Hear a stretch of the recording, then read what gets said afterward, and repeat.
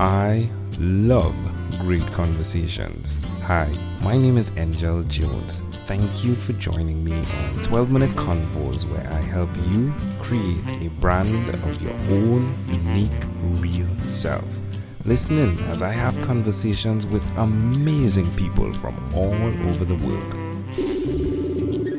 Good night, Jay Wong. How are you going on this wonderful, beautiful night? Champion Angel, I'm so excited to finally be making it on your show. I know we've talked about this in the past, but really pumped to be here. Just excited, man. Yeah, it's definitely great when you can connect the person you've met and then have a conversation, and not the other way around, which usually happens, right? Usually I have the conversation and then I meet the person. But hey, I got to meet you live in Podfest. You were a speaker there, right? I mean, you're in Canada now. Are you? Are you in Canada now? Yeah. I know a lot of people, we travel quite a bit for, just part of our lifestyle, actually. But I do make it a point, to travel for, speaking engagements and the right events and conferences. And so, yeah, that was a really fun one earlier this year at Podfest. And, I'm sure we'll get into it, but so much of what I do, I've had the fortunate opportunity of not just attending some of the largest social media and podcasting conferences, but also speaking at some of them. And that's always a grand time. Yeah, not just speaking to, I got to hear you. You crushed it. There was a standing ovation. You're pretty amazing, Jay Wong. Which brings me to the question, which of your talents do you think, we practically gave it away, but which of your talents do you think is responsible for us meeting? Responsible for us meeting? Man, that's a great question. So I would definitely say, talking with other podcasters, it all comes back to kind of the confidence that one has with their voice. Maybe not so much with their message, but with their voice, the way that they communicate it. That's why I always say podcasting is not just a great business hack, but it's a great life hack. In terms of skill, it definitely comes back to communication and, wanting to podcast, being drawn to podcasting. I think that's one of those things that really bond podcasters because we're kind of weird in that sense, right? And I have the saying, the crazies attract other crazies. And I always use this at parties, Angel, to kind of qualify and disqualify people. So there's some people that hear that and they go, well, Jay, I'm not crazy. And I go, okay, that's cool. And I know in my mind, I was like, we're probably not going to get along that well, right? But there's people that hear this and they go, oh, I'm crazy. Yeah, you know what? I want to get on the mic and I want to interview people. I want to be able to storytell. I want to be able to do those things. And so, to answer your question, I think it all comes back to communication. It all comes back to storytelling. Who did you learn this from? This is an interesting one because I think we all have a very unique way of communicating, and we all have our thing, right? Like there's some people that are listening to this and their thing is they're amazing writers, and there's other people that are listening to this and they're amazing on camera, and everyone just has their art form. The way that I learned this art form, if I can even call it learning, is actually by doing.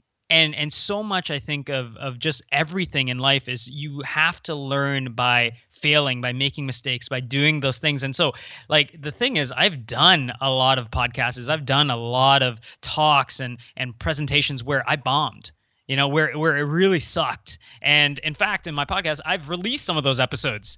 I'm like, this is a perfect example of what not to do. And I think only by doing, you really kind of figure out your own voice, but you also figure out your own artistry because it is a bit of an art. It is, and you definitely do that well. I got the opportunity to listen to your episode with Guy Hendricks, the author of The Big Leap, and you definitely have a signature way of delivering.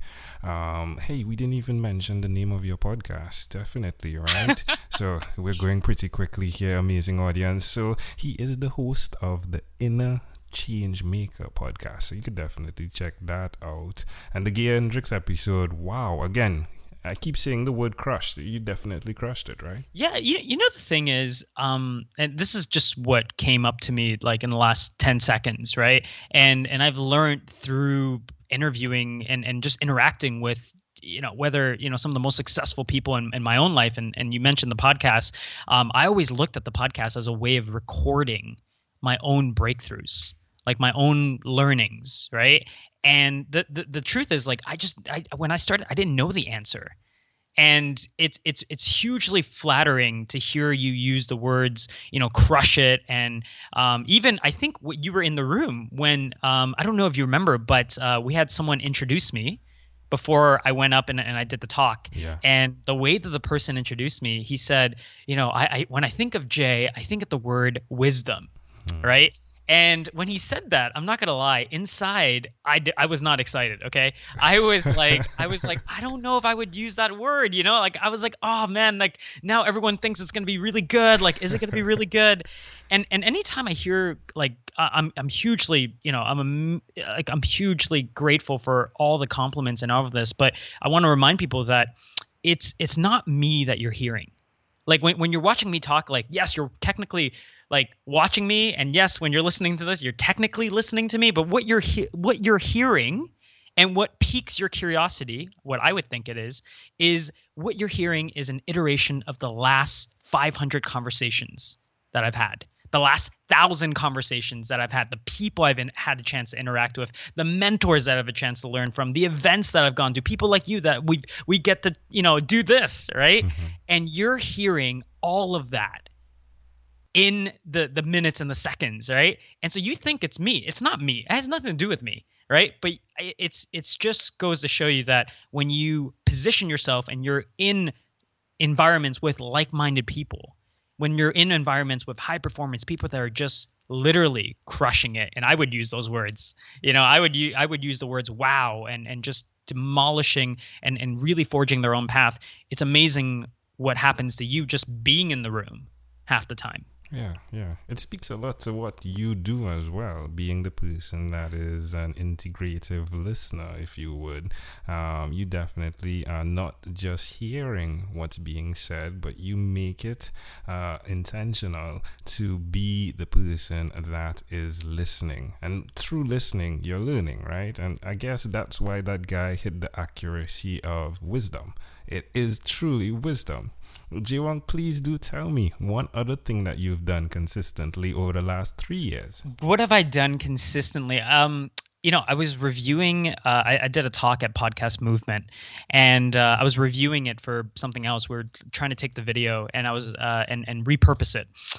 And in that talk, I talked about developing the creator's mindset. And I was like, oh, this was such a good topic. I was like, I don't know why I didn't create more content around this. It sounds sexy. It's really great. And one of the things that I think I never like wrote it down. I never had a sticky note, or I didn't like, have it on like a board that I see every day. But I think one thing that I have consistently done in the last 3 years is constantly push myself to create.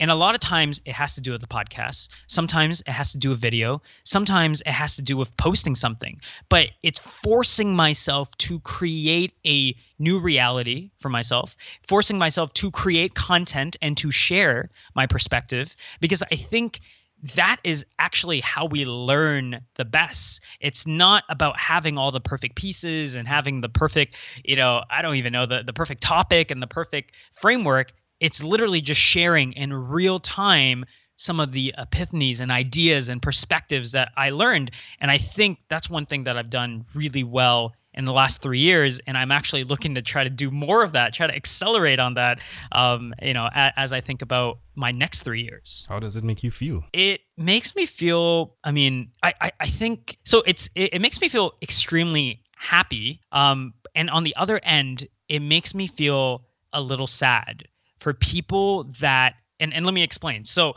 happy in the sense that like, I'm doing it, right? As in like, I understand that life requires us to have momentum. And for us to be able to do the things that we want to do, we need to be able to create as much momentum as possible. And so that's what happens through the creating. sad in sense of when I work with certain students or entrepreneurs or business owners, what happens is that they think they need to have it perfect. And they don't realize that simply by creating, by documenting, by sharing their perspectives, they can actually begin to have the life that they want. Love it. Love it. Amazing audience. We are live again with Jay Wong. He is the host of Inner Changemaker podcast. Do check that out, Jay Wong. Let's switch gears for a moment now and let me invite you into my time machine that is surrounded with beautiful, warm, blue Caribbean water. Love it. Jay Wong, what is your earliest childhood memory? Being at CNE, I was like a couple years old. CNE is this like one festival. It's like kind of like a carnival type thing that happens in Toronto. And just being there with my mom and just like, just the joy of it all. No one's ever asked me this question, so this is very on the fly. We did not rehearse this, but it was just, I just remember the colors, the excitement, like the fireworks, the pictures. It was a pretty cool time. Yeah. So you're around what age then? I had to be like 2 or 3 years old. Like I wasn't enough to like run around by myself for sure, but I was like just enough to kind of like remember what was happening. So why do you think this memory in particular is so clear? I don't know. I mean, it just came to me when you asked. But I always think my parents were such huge supporters of me throughout my entire life, and I think they haven't always been able to demonstrate that or to voice that. And it's funny because I was sharing with people, I was like, I don't even know if my parents know what a podcast is still. And I'm pretty sure, I mean, one time my mom downloaded it and then the podcast filled up her like the room. She only had like 16 gigs on her iPhone, right? And she was like, can you just delete everything? And, like just totally unemotional, right? And I was like, yeah, sure, whatever, like, so they don't know.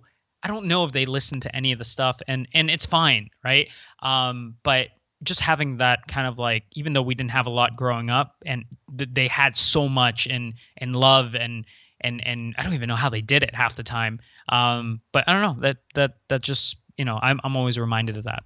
Can I offer an interpretation to the thought picture you created in my mind? Yeah, I would love that. I love the idea that sometimes in life, it only takes just enough color to get the creator or the creative, if you would, to get going. And I love the fact that now in your life, you've definitely been intentional by creating that color for others, that they too may start, that they may actually create as well from the inspiration you create. Yeah, and that's what and that's the amazing thing. Like, isn't that the craziest thing? Like, someone somewhere in the world, Angel, they will listen to this episode and they probably listen to some of your other ones, right? And like they're like, you know what? I downloaded this in like 12 minutes and now I'm gonna go do something about it. Like they're inspired to go tackle that passion project that has been like on the shelf or they've been putting off or whatever. Like isn't that the whole game, right? Of like being able to inspire people, whether you know them or not, I just think it's a fascinating world that we live in. It is. If we fast forward, Jay, to when you were 12 years old, what was your favorite song? Fast forward to when I was 12 years old. By the way, this is an amazing interview because I've never been asked any of these questions. So 12 years old. So I was in middle school at the time, 7th grade.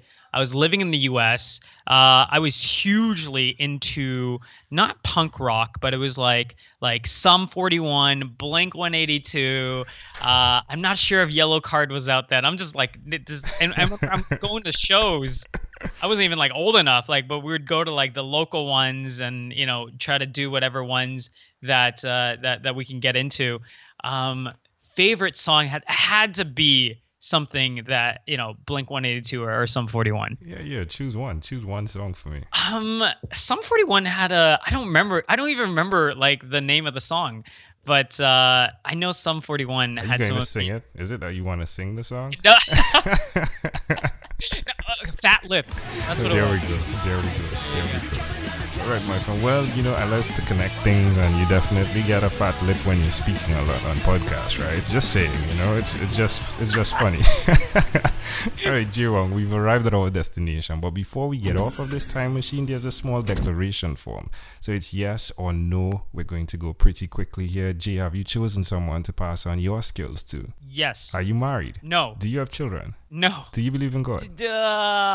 Kind of. Do you have an inner circle of friends? Yes. Do you watch TV for more than 3 hours a day? No. How about 3 hours a week? Yes. What about screen time, the phone and the computer? Is it more than 8 or less than 8 hours a day? Definitely more than 8. After 1,001 conversations in 3 months, I wrote a book. It's a workbook. It's called Yours. It stands for Your Own Unique Real Self. Connected to that, as you dig deeper into Jay Wong, you get to your own unique real statement, your mission. If you had to share with us your own unique real statement, something that represents Jay Wong, what would you say that is? Really simple, actually. The goal of everything is not to change the world. The goal is to become the most effective version of yourself in the moments in life that matter, so that you can impact those closest to you. Love it. Jay Wong, this was a great pleasure. Before you leave, is there anything else you'd like to share with our amazing audience? Hey, if you guys are listening to Angel Show more than one episode, I have so much love for you guys.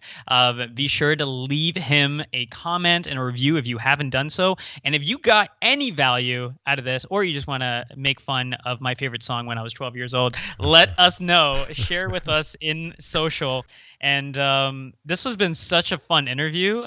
Angel, I'm so glad that we actually got this done. Love it. Hey, Jay Wong, host of the Inner Changemaker podcast. Thank you for being on what is inspired by 12-Minute Convos with Angel Jones.